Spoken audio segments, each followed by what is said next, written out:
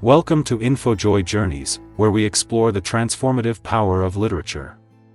I'm Joey, your guide to insights, lessons, and wisdom from the world of books. Whether you're seeking practical advice or a moment of escape, join us on this adventure of discovery. Let's embark on a journey together, where reading is a pathway to a richer, more fulfilling life. Let's get started. Welcome back to my video series on Good to Great by Jim Collins. In this series, I am summarizing and explaining the main concepts and insights from this popular business book. If you haven't watched the previous videos, I recommend you to do so before continuing with this one.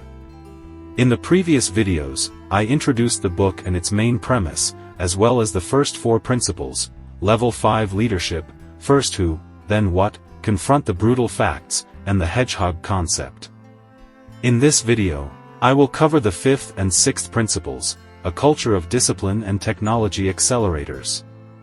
These principles are about creating a culture of excellence, using technology wisely, and building momentum over time. Let's dive in. The 5th principle, a culture of discipline, is about combining a culture of discipline with an ethic of entrepreneurship.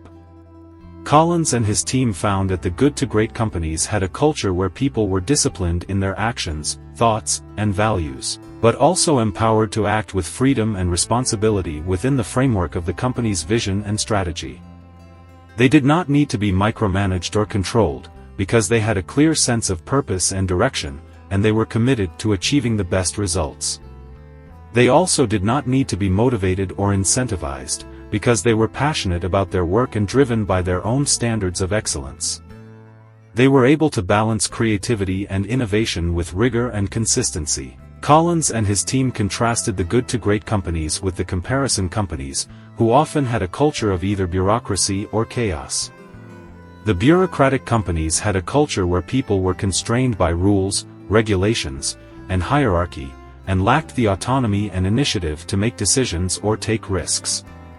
They were often complacent, resistant to change, and focused on preserving the status quo. The chaotic companies had a culture where people were free to do whatever they wanted, without any guidance, direction, or accountability. They were often erratic, unpredictable, and unfocused, and chased after every opportunity or idea, without any discipline or alignment. Collins and his team gave several examples of the differences between the good to great companies and the comparison companies, such as 1. Pitney Bowes, the mail and document management company, who had a culture of discipline where people adhered to a set of core values, such as customer satisfaction, innovation, and profitability, and followed a rigorous process of execution, such as setting goals, measuring performance, and rewarding results. They also had a culture of entrepreneurship where people were encouraged to experiment, learn, and improve, and were given the freedom and responsibility to make decisions and solve problems. 2. Scott Paper, the paper products company, who had a culture of bureaucracy where people were restricted by layers of management, policies, and procedures, and lacked the flexibility and agility to adapt to changing market conditions. They also had a culture of complacency where people were satisfied with mediocre performance, and resisted any attempts to challenge or change the status quo. 3. Bank One, the comparison company, who had a culture of chaos where people were free to pursue their own interests, agendas, and strategies, without any coordination, integration, or alignment. They also had a culture of inconsistency where people changed direction and focus frequently, and lacked any discipline or commitment to follow through on their plans or promises. The 6th principle, Technology Accelerators, is about using technology as a catalyst for change, not as a primary driver. Collins and his team found that the good to great companies were not necessarily the first or the most aggressive adopters of new technologies, but rather the most selective and strategic ones. They did not use technology for the sake of technology, but rather to enhance and accelerate their hedgehog concept and their competitive advantage.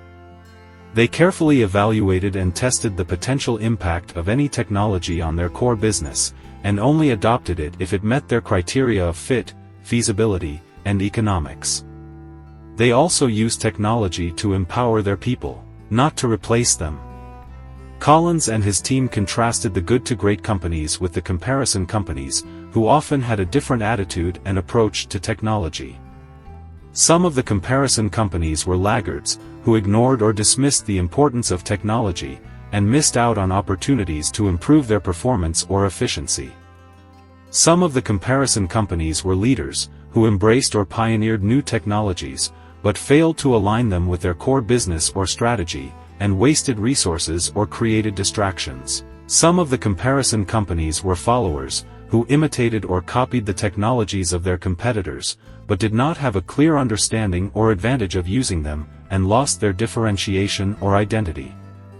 Collins and his team gave several examples of the differences between the good to great companies and the comparison companies, such as 1. Walgreens, the drugstore chain, who used technology as a catalyst for change by implementing a state-of-the-art inventory and distribution system that enabled them to optimize their product selection, pricing, and availability, and to offer convenient services, such as drive-through pharmacies and online prescriptions. 2.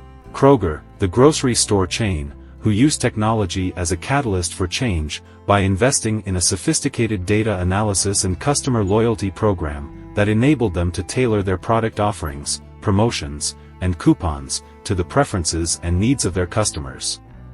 3. Kmart, the comparison company, who used technology as a primary driver by launching a massive e-commerce initiative that diverted their attention and resources from their core business and strategy, and failed to generate any significant returns or benefits. That's it for this video. I hope you enjoyed it and learned something new. In the next video, we will cover the seventh and final principle, the flywheel. Stay tuned and don't forget to subscribe, like, and share. Thank you for watching and see you next time.